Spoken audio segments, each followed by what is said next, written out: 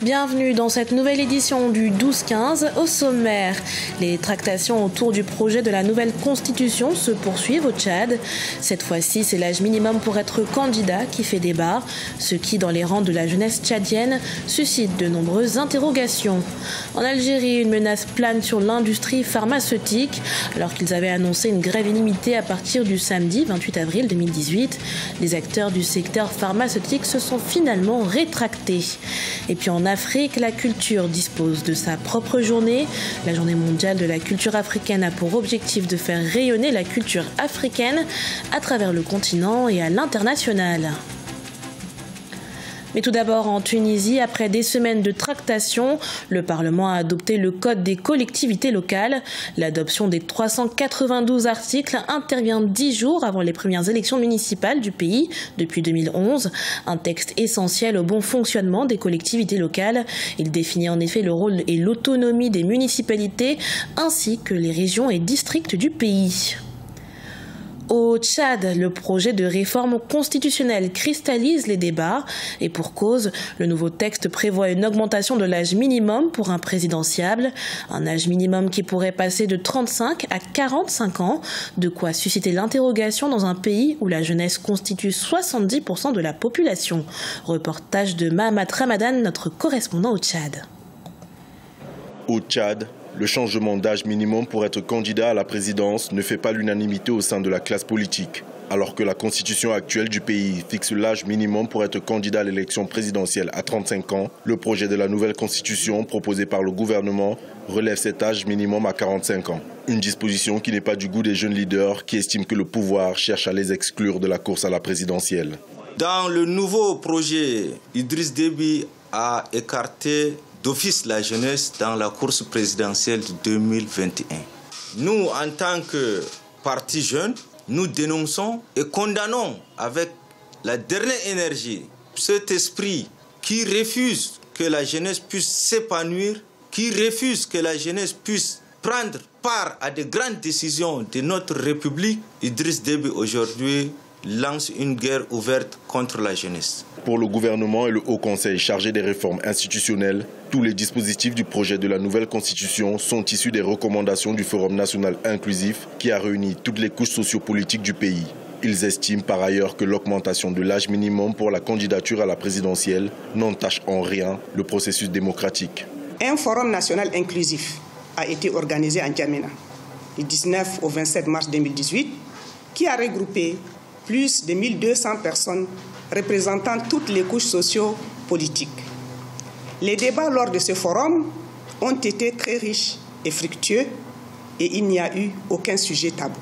Les participants au Forum national inclusif ont adopté 74 résolutions et 5 recommandations, dont les principales ont constitué les bases du projet de la Constitution de la 4e République. Pour rappel, le projet de la nouvelle Constitution de la République a été adopté par le Conseil des ministres le 10 avril 2018 et a été transmis un jour plus tard à l'Assemblée nationale qui a voté une résolution le 16 avril 2018 mettant en place une commission spéciale chargée d'examiner le projet.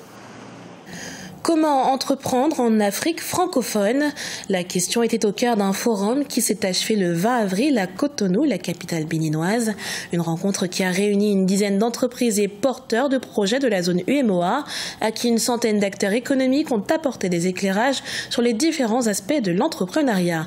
Reportage de Lev Tionou, notre correspondant au Bénin, commenté par Mariama Dramé. Le continent africain enregistre une nouvelle génération d'entrepreneurs engagés dans la valorisation des richesses locales. Au Mali, l'entrepreneur Seynabou Dieng Traoré est promotrice de Maya Maya, une société malienne qui s'investit depuis 2 ans dans la production de sauces et de marinades à base de produits locaux. Au Bénin, la start-up African Bio Compost Grow, incubée par la fondation de l'université d'Abomey-Calavi, produit des fertilisants organiques pour l'agriculture. On essaye de vraiment améliorer la durée de vie et de conservation des produits. Et aussi, on est en train de lancer une gamme qui utilise de plus en plus des produits, disons, des fruits et des légumes qui sont issus vraiment de l'Afrique. Je parle par exemple de l'oseille, qui s'appelle le dakumu aussi, ou du tamarin, qui sont vraiment des condiments, ou du sumbala par exemple. qu'on peut utiliser dans tous nos plats africains. Nous arrivons aujourd'hui à formuler des engrais qui sont spéciaux. Aujourd'hui, grâce à nos travaux, l'igname, des cultures africaines comme l'igname, voilà, qui n'ont jamais eu de fertilisants et qui créent donc de la déforestation chaque année, ont aujourd'hui des fertilisants. Donc on a mis au point un fertilisant pour l'igname. On a mis des fertilisants écologiques, organiques, qui sont très efficaces, qui sont testés et prouvés. Vous avez là les tests d'efficacité, qui sont testés pour eux, pour les légumes, donc pour produits organiques, pour produits naturels, des produits pour la tomate, pour le piment et j'en passe.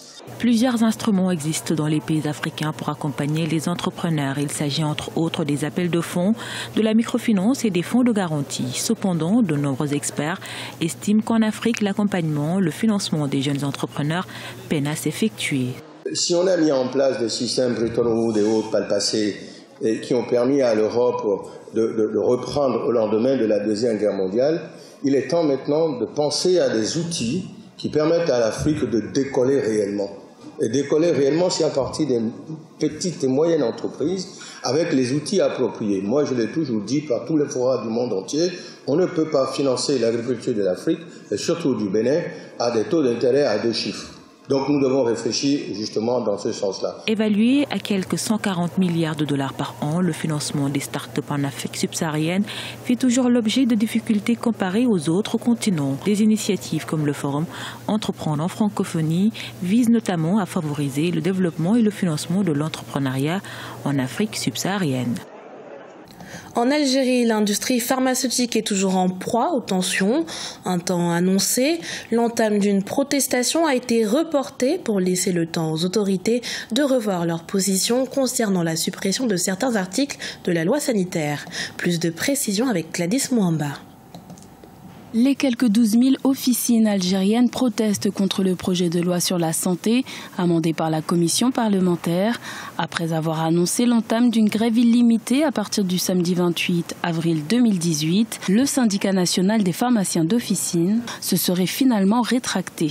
Nous avons décidé de surseoir à cette grève nationale suite aux promesses faites par le ministre de la Santé de la Population et de la Réforme hospitalière, le professeur Mokhtar Azbelaoui, et des membres de la commission santé à l'APN de rétablir l'alinéa qui a été supprimé de l'article 294 de la loi sanitaire, selon eux par omission, portant sur la responsabilité pharmaceutique du pharmacien. L'article dont il est question stipule que le pharmacien est l'unique propriétaire et gestionnaire du fonds de commerce de la pharmacie dont il est titulaire. Sa suppression remettrait en question la responsabilité du pharmacien à qui il serait ôté le caractère nominal de la propriété.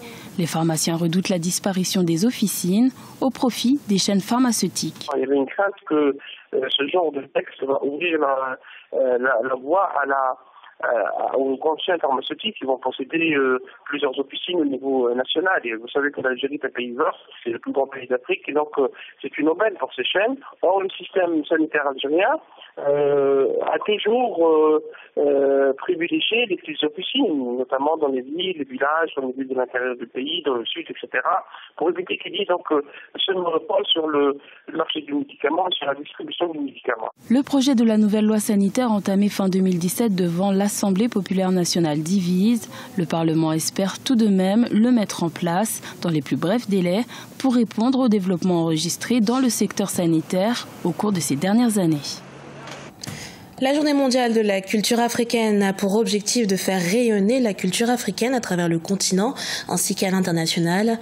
Cette journée mondiale se présente comme un hommage à la charte de la renaissance culturelle africaine adoptée en 2006. Elle permet d'accompagner et de valoriser les promoteurs et entrepreneurs culturels d'Afrique en soutenant divers talents. Sharon Kamara.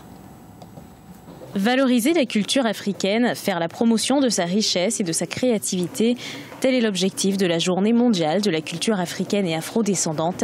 Cet événement est l'une des recommandations fortes issues du premier congrès panafricain sur la place de la culture dans le développement de l'Afrique. La JMCA se veut comme une tribune annuelle de réflexion sur la préservation et la promotion des identités culturelles africaines. L'objectif de cette journée, elle est simple. Ce qui veut dire pour nous est que chaque 24 janvier, il faut justement que les filles et fils d'Afrique, les passionnés d'Afrique, puissent se souvenir de ce berceau de l'humanité, de d'où ils viennent. D'autant puisque l'humanité vient d'Afrique.